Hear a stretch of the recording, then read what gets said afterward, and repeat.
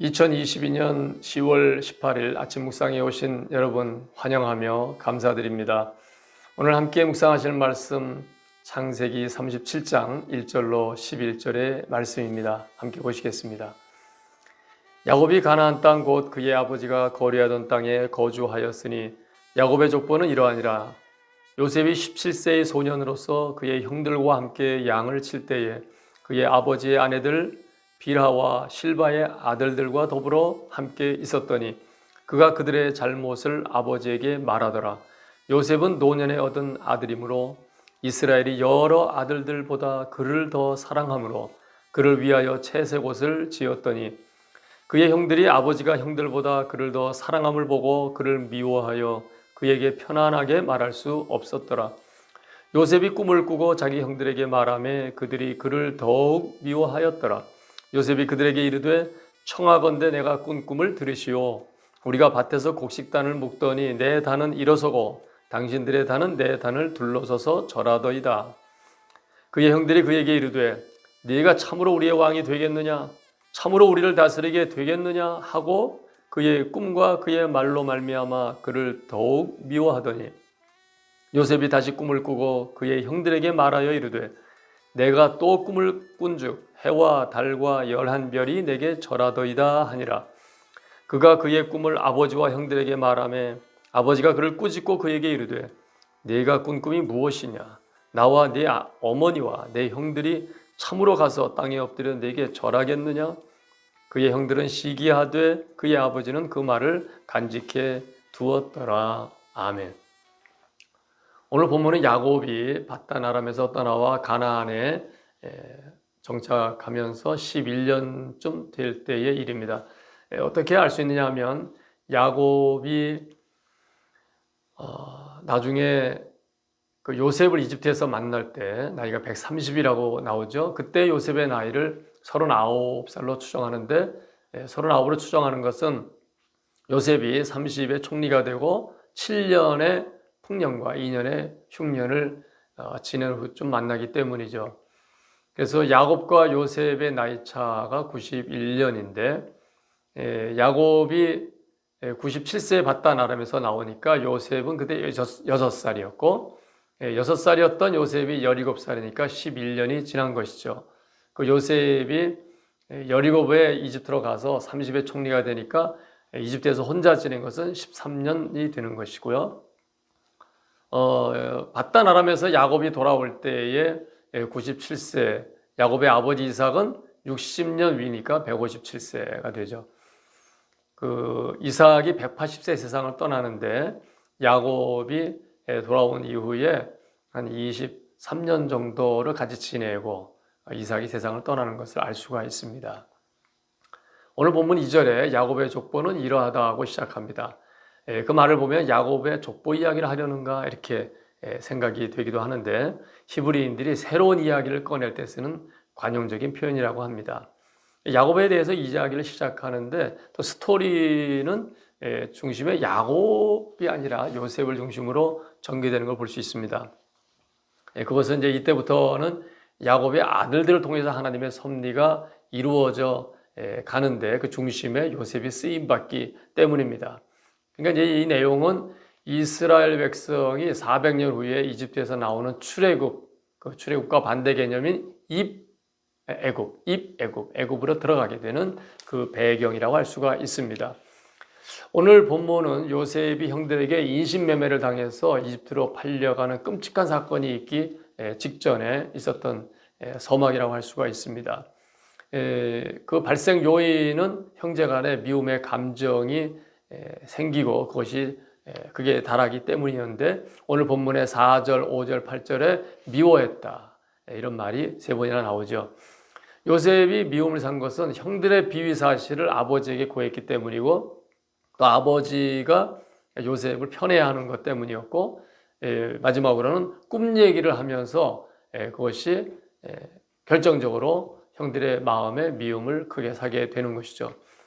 그 당시 요셉이 얼마나 형들에게 미움을 사고 따돌림 당했는지 4절에 좀 표현이 나오는데 그의 형들이 아버지가 형들보다 그를 더 사랑함을 보고 그를 미워하여 그에게 편안하게 말할 수 없었더라 합니다. 편안하게 말할 수 없었다. 이것은 문자적으로 그들이 그에게 샬롬이라고 말하지 않았다라는 의미인데, 히브리 사람들이 샬롬이라고 하는 것은 일반적으로 쓰는 말이죠. 예컨대 아침에 일어나서 얼굴을 보고 샬롬이라고 인사를 하는데 그런 것도 안 한 거예요. 우리가 생각해 보면 투명인간 취급할 때가 많이 있었지 않나 생각해 볼 수가 있습니다. 형제들 간에 충분히 일어날 수 있는 일이기도 하고, 더구나 이복 형제 사이고 아버지의 편애가 있고 또 하는 이야기가 하는 행동이 마음에 들지 않을 때 충분히 일어날 수 있는 일이죠. 이런 스토리를 통해서 우리가 마음에 느껴지게 되는 것은 그 인간의 어떤 이기심, 자기중심, 뭐 그런 것들로 인해서 빚어지는 일까지 하나님은 또 어떤 새롭고 의미 있는 일을 만들어 가신다. 그래서 우리가 안심할 수 있고 감사할 수 있다 하는 마음의 느낌이 있습니다. 인간들끼리 싸우다가 다 망해버릴 것 같은, 그런데 하나님이 계시기 때문에 그런 일들조차도 또 하나님이 합력하여 선하게 만들어 가신다 하는 것입니다. 오늘 본문의 마지막 부분은 요셉이 두 번째 꿈 이야기를 아버지 형들에게 말할 때 아버지의 반응을 기록함으로 마쳐지게 되는데, 아버지 야곱이 요셉을 꾸짖었다 이렇게 말이 나옵니다. 이것은 뭐 좀 야단친 정도가 아니라 그 말의 의미가 비명을 지를 정도로 엄하게 책망했다라는 말이라고 합니다. 야곱은 그 자신이 끔찍이 사랑한 아들이 요셉인데, 요셉이 꿈 얘기하는 걸 듣고 그렇게 민감하고 격하게 반응할 필요가 있었을까 하는 의아심마저 듭니다. 11절 마지막에 그의 아버지는 그 말을 간직해 두었다 얘기를 보면, 야곱이 자기도 꿈을 꾸었고 꿈에 하나님 배웠고 하나님의 인도하심 받았고 해서 요셉의 꿈 이야기가 마음속에 좀 깊이 있었을 것 같아요. 그리고 요셉이 하나님께서 어떻게 귀하게 쓰실 것 같다는 느낌을 받았을 것 같습니다. 그래서 필요 이상으로 화를 낸 것처럼 보이는 것도 화가 났을 수 있지만, 형들이 또 요셉을 미워하거나 질시하거나 또 그 마음속에 분노의 마음이 있을 것, 뭐 그런 것을 완화시키기 위해서 아버지가 그렇게 일부러도 그런 것도 있지 않았나 생각해 보기도 합니다. 왜냐하면 11절 마지막에 그의 아버지는 그 말을 간직해 두었다, 이 말이 그 의미가 마음에 새겨놓고 두고두고 생각하였다, 그런 의미의 말이라고 합니다. 그러니까 마치 예수님께서 12살 때 내가 아버지 집에 있어야 할 줄을 모르셨습니까? 이렇게 말할 때 마리아 어머니가 그 마음속에 그 말을 두었다고 성경에 있지 않습니까? 야곱도 그 말을 마음에 이렇게 두고 생각했던 것 같습니다.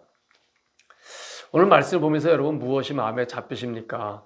저는 이스라엘의 12지파 수장으로 세워진 분들이 그 위대한 인물들인데 일반 삶에서는 우리와 별반 다를 것이 없구나 하는 것을 보면서 아주 가까운 우리들의 이야기처럼 느껴집니다. 욕심도 있고 질투, 시기심도 있고 비교의식, 경쟁의식 속에 사는 것이 우리들인데, 그분들도 그렇게 살았고 그런 사람들을 12지파의 한 나라의 주장으로 세워주시고 그 후손들과 함께 역사를 이루어 가시는 그런 하나님의 위대하심, 그 깊으신 사랑과 은혜를 찬양하게 됩니다. 그 하나님께서 우리의 죄를 해결하시기 위해서 독생자 아들을 희생하셨고 우리의 죄를 해결받을 수 있는 길을 열어주셨습니다. 그리고 더욱이 우리의 영원한 아버지가 되어주셨습니다. 그런 아버지가 계신데 우리가 어렵고 힘든 세상이지만 염려하며 두려워하며 살 수는 없지 않느냐 하는 마음이 듭니다. 사랑의 아버지, 은혜의 아버지, 영원한 우리의 능력의 아버지가 계시니까 우리 마음에 안심하고 그 아버지를 믿고 하나님 아버지 사랑하고 또 사람들 사랑하며 우리의 일을 잘 감당하다 가면 좋겠습니다. 기도하겠습니다. 문제투성이인 저희 인간들을 무대 위에 세우셔서 하나님의 위대한 구속사를 이루어 가심을 감사하며 모든 영광을 주님께 돌립니다. 위대함과 능력이 저희 질그릇 같은 인간에게 있지 아니하고 오직 반석이신 우리 주님께 있음을 고백합니다. 저희들의 문제점, 잘못, 오류, 실수 그런 많은 것들을 주님께서 활용하셔서 어떤 위대한 역사를 이루어 가실 수 있음을 믿고 신뢰하며 저희들의 가정, 교회, 우리 주변에 있는 모든 염려거리들을 주님께 다 맡기겠습니다. 오직 선하신 주님의 뜻대로 이루어 주시옵소서. 세상 끝날까지 함께 하시겠다고 약속하신 예수님의 이름으로 기도 올려옵나이다. 아멘.